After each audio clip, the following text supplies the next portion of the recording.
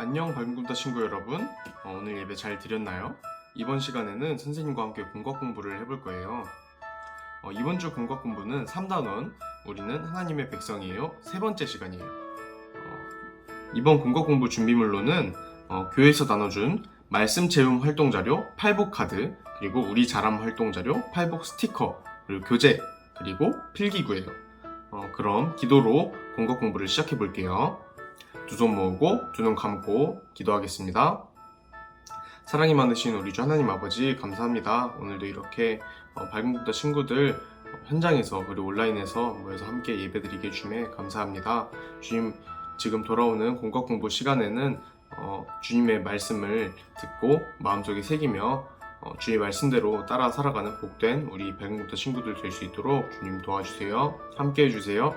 감사드리며 예수님의 이름으로 기도드립니다. 아멘. 네, 오늘 공과 공부 주제는 뭘까요? 바로 말씀 따라 살아가는 복된 우리예요.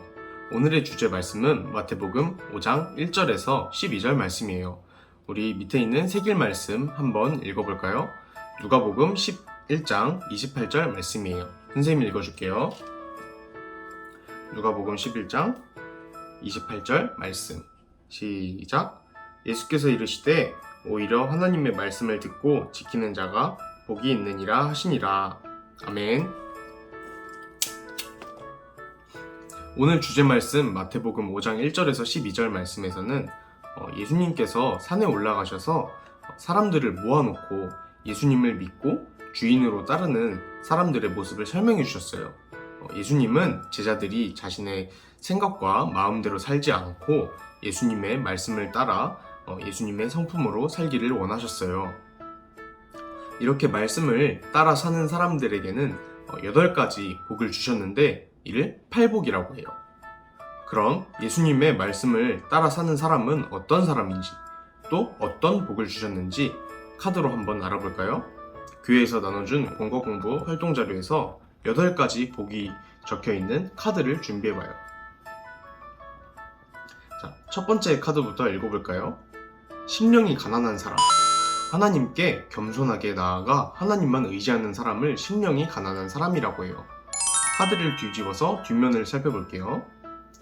하나님의 다스림 속에서 천국을 경험하게 돼요.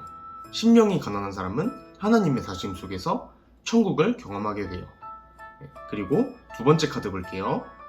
애통하는 사람.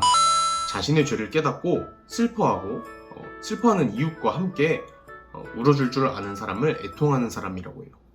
뒤집어 볼게요.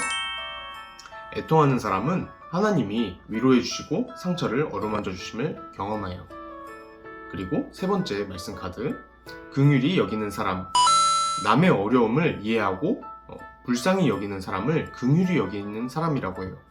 긍휼히 여기는 사람은 죄를 용서받고 하나님의 도움을 받아요. 다음 네 번째, 마음이 청결한 사람.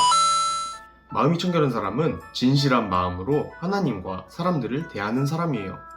카드를 뒤집어서 읽어볼게요. 하나님을 만나고 체험하게 됩니다.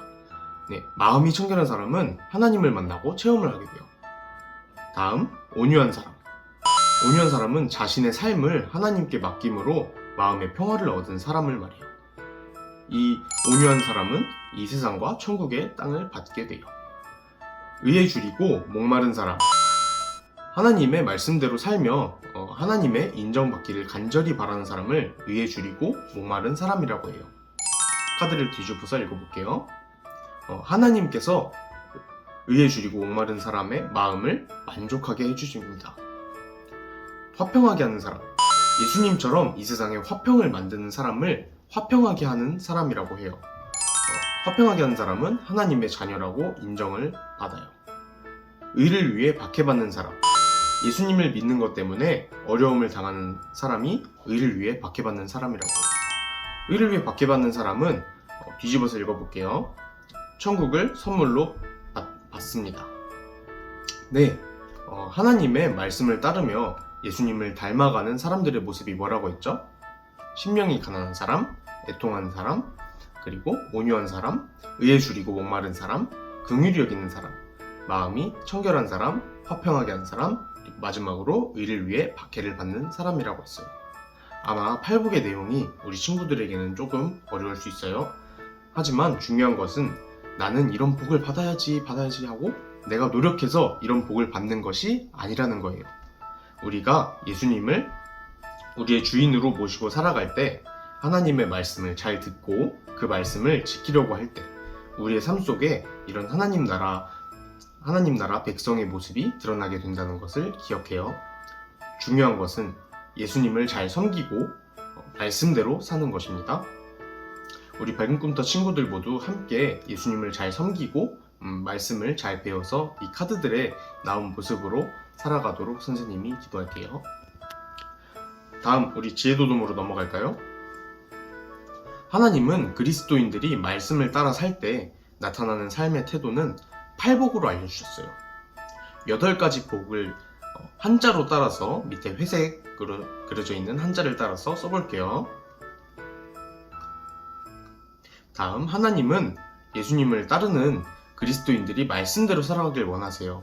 왜냐하면 말씀대로 살 때 하나님 안에서 행복할 수 있기 때문이에요. 선생님도 우리 밝은 꿈터 친구들이 복된 친구들, 행복한 친구들이 되길 바래요. 이 시간에는 이번엔 우리가 배운 팔복의 복된 모습들을 우리 주변의 가족들의 모습 속에서 찾아보고 격려해주는 시간을 가지려고 해요.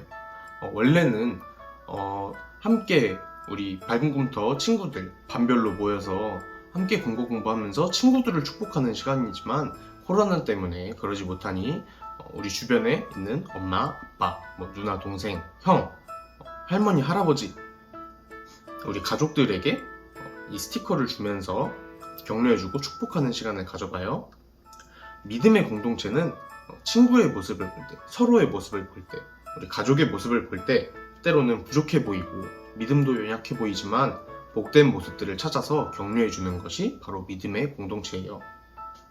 우리가 서로의 모습 가운데서 하나님의 복된 모습을 찾아주고 격려하면 서로를 행복하게, 서로의 행복을 배로 만들어서 줄 거예요.